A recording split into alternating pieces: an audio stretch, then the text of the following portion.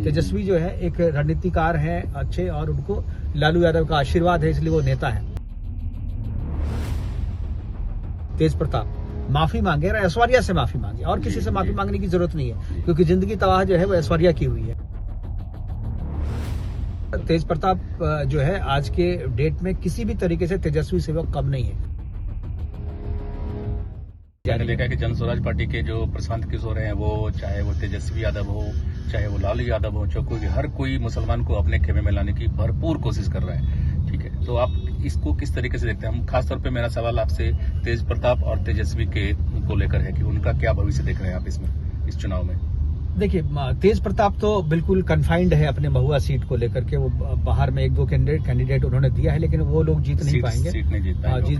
जीत नहीं पाएंगे, लेकिन नुकसान वो जरूर जो है तेजस्वी को, आरजेडी के कैंडिडेट को कहीं कहीं करें, लेकिन वो नुकसान जो है आप रिकॉग्नाइजेबल नहीं है। मतलब आप उसको ये नहीं कह सकते कि इस तरह का नुकसान, लेकिन जो भी 10 वोट भी अगर ले रहे हैं तो वो आरजेडी के हिस्से का वोट ले रहा है, तो इस हिसाब से उसको नुकसान है। लेकिन महुआ वाली जो सीट है, महुआ वाली सीट जो है, तेज प्रताप वहां पे काफी आगे हैं। तेज प्रताप वहां से जीतेंगे वो सीट, और एक तरीके से वो जब जीतेंगे और महागठबंधन हारेगी, तो उसके बाद का इक्वेशन जो बिहार की राजनीति में, उसके बाद की राजनीति बदलेगी, और उसके बाद की राजनीति जो है वो बड़ा दिलचस्प होगी। क्योंकि देखिए, जेडीयू एक तरीके से नीतीश कुमार के बाद से उनका कोई जो है कहें नाम लेवा या यूं कहें जो उसका उत्तराधिकारी कौन होगा, ये चीज जो है अभी क्लियर नहीं है कि जेडीयू के बाद, नीतीश कुमार के बाद जेडीयू का उत्तराधिकारी कौन होगा।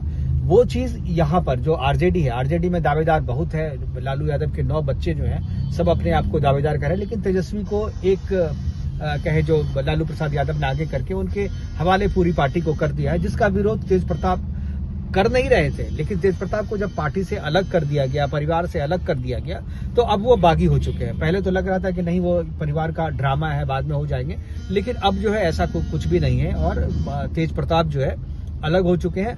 और इस ठोकर लगने के बाद से तेज प्रताप काफी मैच्योर हो गए हैं। आप देखिए, आप अगर याद कीजिए देवेशी, तो जब तेज प्रताप को शुरू में निकाला गया था, जब जो परिवार लालू जी के साथ में जब थे, वो परिवार के साथ थे, तब का उनका बयान देखिए, तब का उनका बॉडी लैंग्वेज देखिए, तब का उनका लिया हुआ फैसला देखिए, तब का उनका एक्शन देखिए, और अब जब वो परिवार से बाहर कर दिए गए हैं, तब से उनका बयान देखिए, उनका बॉडी लैंग्वेज देखिए, और उनका लिया हुआ फैसला देखिए।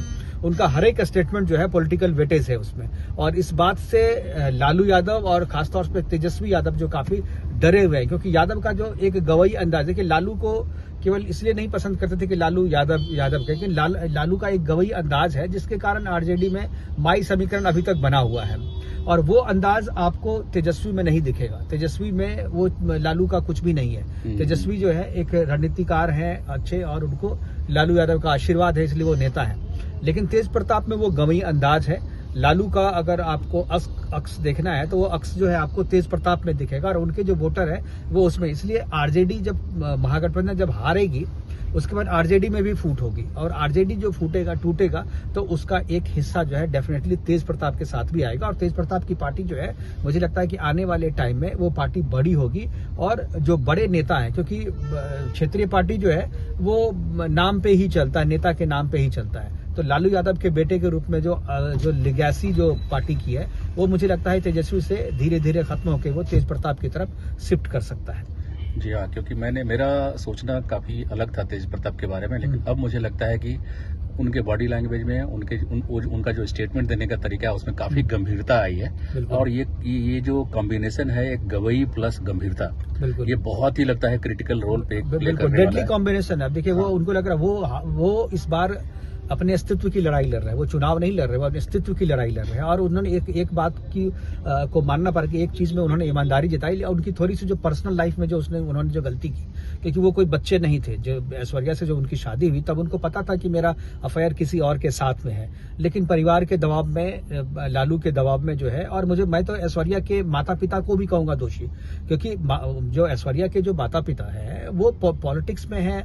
दारोगा प्रसाद राय की वो पोती है, और जो चीज तेज प्रताप के बारे में पूरी दुनिया जानती थी, पूरा बिहार जानता था, पूरा आरजेडी के नेता जानते थे, वो ऐश्वर्या के पिता नहीं जानते। ये स्वीकार नहीं किया जा सकता। ये मुझे कम से कम ये मतलब कहें मुझे पच नहीं रहा है कि उन्हें नहीं पता था। लेकिन ये जो है पॉलिटिकल परिवार में शादी करनी है, इस वजह से जो है उन्होंने ऐसा किया। और आज मुझे लगता है कि वो डिसीजन तेज प्रताप की भी गलती है कि तेज प्रताप को भी पता था कि मुझे नहीं करना चाहिए था। तो वह जो कदम वो आज लिए है, जिसकी वजह से उनको परिवार से बाहर किया गया है, वो कदम वो ऐश्वर्या से शादी के समय अगर लेते तो आज वो हीरो बनते और आज उसी समय से वो रहते। लेकिन एक चीज है, गलती हो गई है उनसे।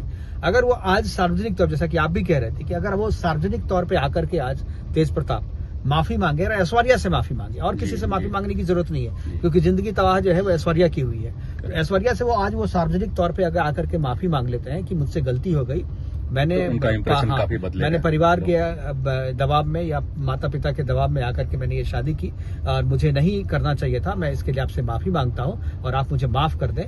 तो मुझे लगता है कि वो एक नए हीरो के तौर पे आएंगे। और लालू यादव की जितनी भी लेगेसी है पार्टी की, वो मुझे लगता है तब इनको मिल जाएगी। और ओरिजिनल तब ये कहेंगे फिल्टर्ड आरजेडी जो है ये होगी, तब वो बहुत बड़ी चुनौती भी हो सकती है जेडीयू के लिए और बीजेपी के लिए। इनके मुझे लगता है कि तेज प्रताप के राजनीतिक करियर में जो है एक ही धब्बा लगता है जो कि उनके पर्सनल लाइफ के चलते है। और मुझे भी यही लगता है कि अगर वो सचमुच में पब्लिकली ऐश्वर्या से वो माफी मांग लेते हैं, दिल से माफी मांग लेते हैं, तो शायद उनके करियर में और उनके पर्सनल लाइफ में, उनके सोच में, बॉडी लैंग्वेज में, हर चीज में उनका जो पॉजिटिव असर पड़ेगा और शायद जनता भी उनको पसंद करना शुरू कर देगी। बिल्कुल, ये दिख भी रहा है। मुझे लग रहा है कि आज ना कल वो करेंगे, क्योंकि जितनी मैच्योरिटी, पॉलिटिकल मैच्योरिटी मैं तेज प्रताप में देख रहा हूँ इस 6 महीने के भीतर में, इससे पहले मैंने उनको नहीं देखा था। मैं उनको उनके करीब के बहुत सारे लोगों को जानता हूँ, 1-2 बार मेरी उनसे बात भी हुई है। लेकिन वो चीजें जो है पहले वाला और आज के तेज प्रताप में जमीन आसमान का फर्क है। और तेज प्रताप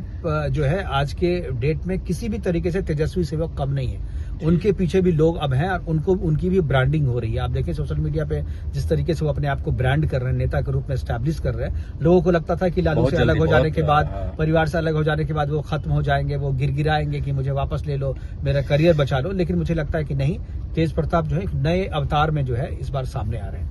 बहुत बहुत धन्यवाद मुकेश जी, आपके बहुत बहुमूल्य समय के लिए। अगले वार्ता में फिर से आपसे मिलता हूँ। Thank you.